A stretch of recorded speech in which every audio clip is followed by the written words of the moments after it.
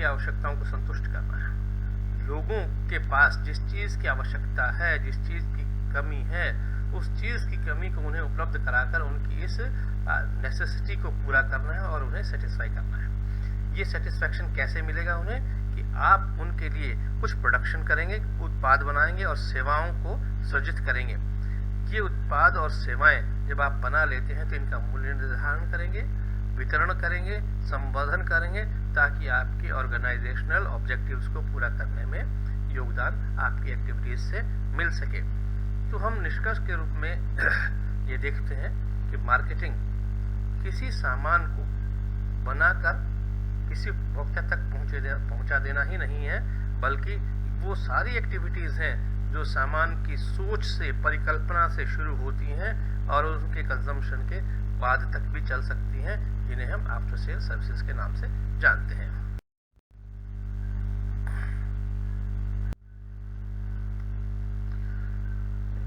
अब देखिए, थोड़ा सा और हम इसको एक डायग्राम के माध्यम से समझने की कोशिश करते हैं कि जो स्क्रीन पर आपको पिक्चर दिखाई दे रही है उसमें ऊपर लिखा हुआ संप्रेषण, कम्युनिकेशन मतलब सूचनाओं का आदान प्रदान, सूचना पहुंचाना।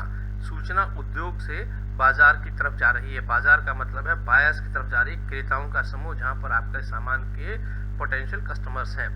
वहां से सूचनाएं उद्योगों के पास आती है, विक्रेताओं के पास आती है, मैन्युफैक्चरर्स के पास आती है कि हमें किस तरह का सामान चाहिए, आपके सामान में क्या कमी थी, आपके सामान को किस तरह से बढ़िया बनाया जा सकता है। तो एक ये सर्कल है कि सूचना मिलेगी और उसका कम्युनिकेशन होगा, संप्रेषण होगा कि ये सामान बनकर तैयार हो गया है, आपके लिए अवेलेबल है, ये सामान की फीचर्स हैं, ये सामान के प्राइसेस हैं, ये सामान का ब्रांड है। जब आपकी ये सूचनाएं और संप्रेषण का कार्य होता रहता है तो उद्योग उत्पाद और सेवाएं, बिल्कुल सेंटर में देखिए आपको उत्पाद और सेवाएं बाजार की तरफ जाती हुई दिखाई दे रही हैं, और बाजार में क्रेताओं द्वारा जब इनको खरीदा जाता है तो आप उद्योग की तरफ पूंजी का फ्लो देख रहे हैं। ये एक सर्कल है जो आपके बिजनेस के लिए एक्टिविटीज किस तरह फ्लो करती हैं, किस तरह प्रवाहित होती हैं, उन एक्टिविटीज के प्रवाह को दर्शा रहा है। अगली स्लाइड में देखिए, यहाँ पर हमारे पास में कैरेक्टरिस्टिक्स ऑफ मार्केटिंग कंसेप्ट, कि जो मार्केटिंग की कंसेप्ट हम समझने की कोशिश कर रहे हैं, ये इसकी विशेषताएं क्या हैं। सबसे बड़ी और महत्वपूर्ण विशेषता है ग्राहक केंद्रित। मार्केटिंग ग्राहक केंद्रित है। किंग ऑफ मार्केट कस्टमर कहलाता है।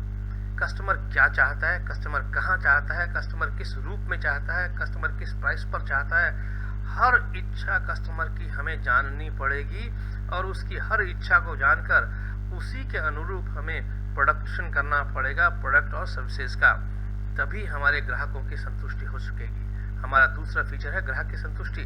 हम जैसी ग्राहक की इच्छा है, जैसी उसकी डिमांड है, जैसी उसकी आवश्यकता है, उसके अनुसार उसी को केंद्र मानते हुए हमारी एक्टिविटीज को हम रेगुलेट करेंगे ताकि हमारे ग्राहक की संतुष्टि हो सके। और यही हमारा उद्देश्य है, यही हमारा टारगेट है, और हम इन्हीं टारगेट के अंतर्गत हमारे ऑर्गेनाइजेशनल उद्देश्यों को शामिल करते हैं ताकि हमारे ग्राहकों की भी संतुष्टि हो सके और हमारे संगठनात्मक उद्देश्य भी हमें प्राप्त हो सके। ऐसा करना आसान काम नहीं है। ऐसा करना तभी संभव हो सकता है जब हम उसको किसी कला और विज्ञान दोनों स्वरूपों को मिलाकर कर सकें। मार्केटिंग एक कला भी है। बहुत बार आप सुनते होंगे कि वो एक बहुत अच्छा विक्रेता है, बड़ा ही कलाकार है, बड़े ही अच्छे तरीके से अपने सामान को वो ग्राहकों को बेच देता है। लेकिन मार्केटिंग कला भी है, विज्ञान भी है। बहुत से कॉज एंड इफेक्ट के रिलेशनशिप, कारण और परिणाम के संबंध यहाँ पर देखने को मिलते हैं। इसलिए हर चीज को ये देखा जाता है कि अगर आपका सामान अच्छा है तो वो अच्छा सामान आसानी से बिकेगा। विज्ञान, कॉज एंड इफेक्ट का रिलेशन आपको देखने को मिलता है। बहुत से मैनेजर बड़े अच्छे से काम कर लेते हैं, बहुत से सेल्समैन बड़े अच्छे से अपना सामान बेच देते हैं।